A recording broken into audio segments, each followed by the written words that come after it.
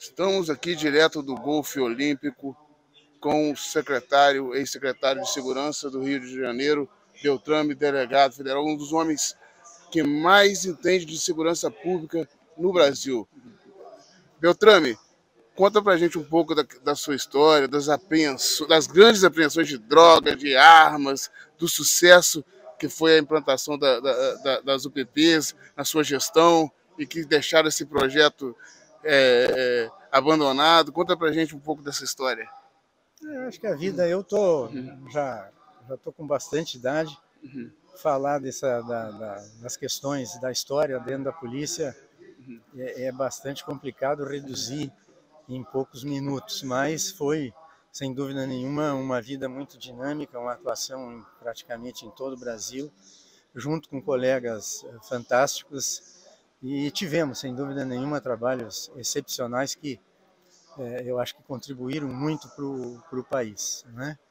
Com relação aos projetos que a gente fez na secretaria, eu acho que a sociedade do Rio de Janeiro pôde experimentar e pôde fazer, ela é que pode efetivamente fazer uma avaliação do que se ganhou. Eu acho particularmente, sei que sou suspeito para falar, que dentro do filme, né, que se passou durante 10 anos na Secretaria de Segurança, nós tivemos mais fotografias boas do que fotografias ruins. É lógico que ao longo de toda essa caminhada, projetos que envolveram milhões de pessoas, milhares de pessoas e profissionais das respectivas instituições, entendo que tenham tido problemas, mas acho que tivemos muito mais aspectos positivos do que negativos.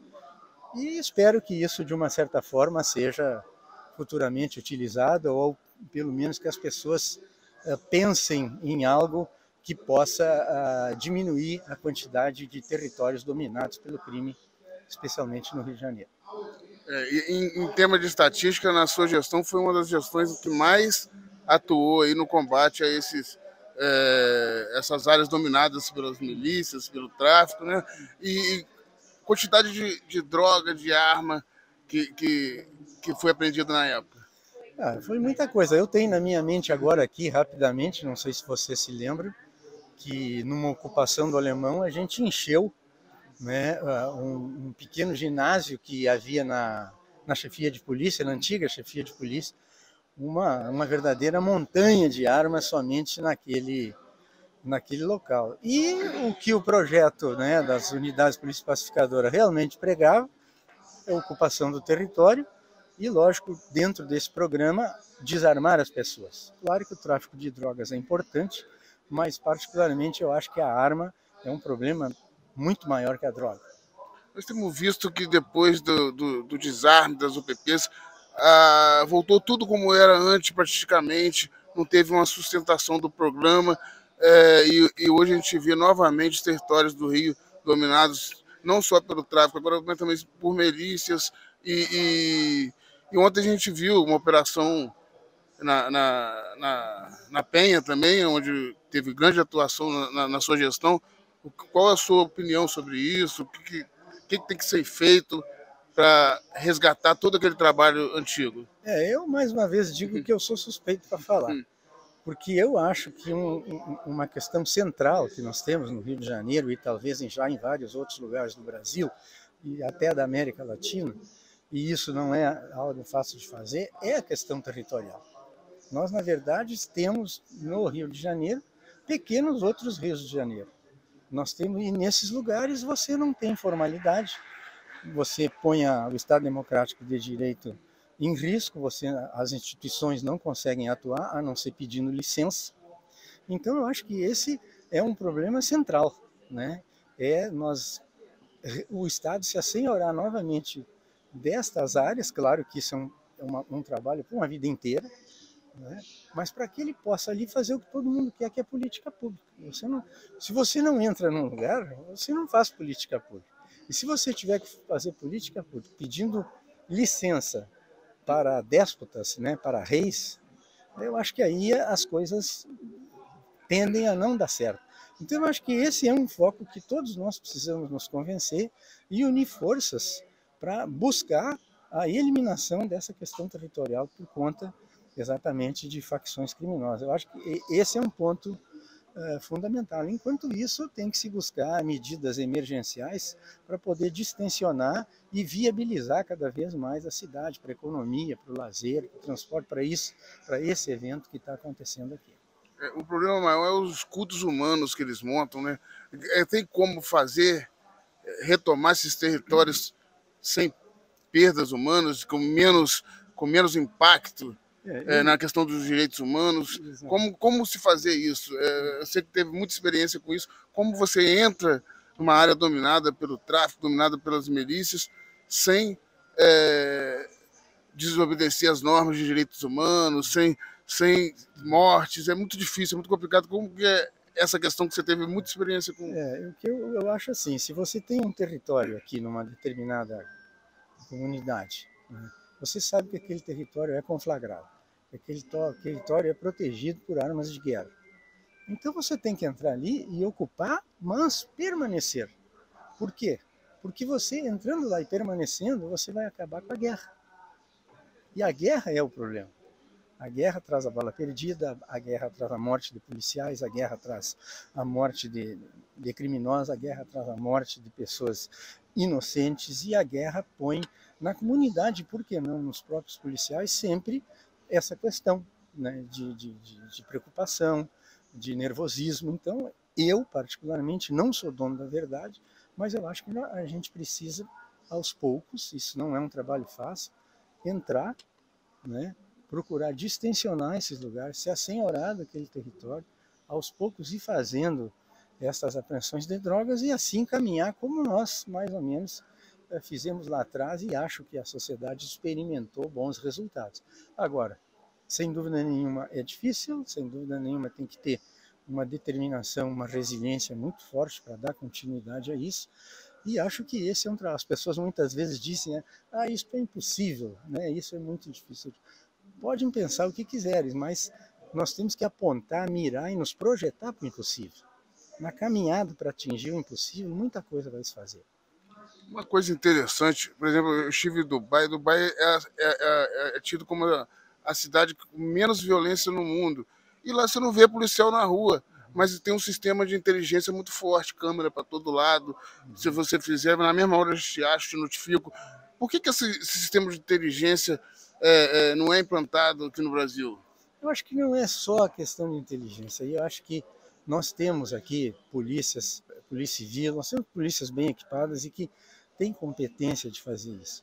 É que junto com a segurança, eu sempre digo, segurança pública, a polícia, ela não é a solução de segurança pública.